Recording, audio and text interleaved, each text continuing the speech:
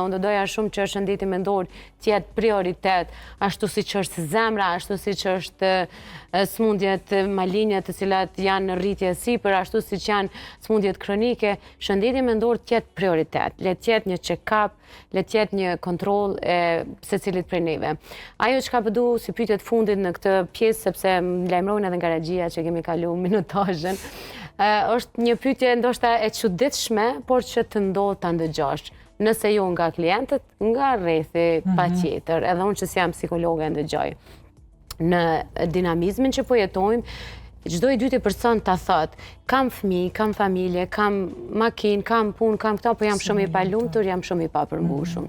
Pse po ndodh ky trend i palumturisë dhe i papërmbushmërisë emocionale, në ndërkohë që nuk i mungon asgjë njerëzve? Po e tham kushtimesh, nuk i mungon asgjë. Ti duhet të zgjedhësh sepse jemi në presion të kohës, cilën nga përgjigjet e don.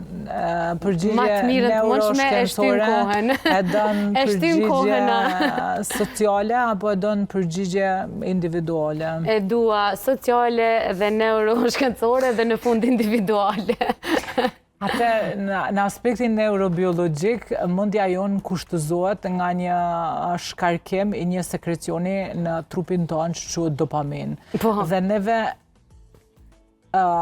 operojmë në dinamizmin ose termin e dopamines. Do me thënë, dua ta shoh çfarë po ndodh në botë, e marr kuotën e dopamines, edhe mandej kaloj në një task tjetër, mandej kaloj në një veprim tjetër, mandej kaloj në një muhabet tjetër, dhe prap nuk e kam lën trurin tim që ta ketë marrë satisfaksionin nga një veprim i caktuar, nga një informacion i caktuar.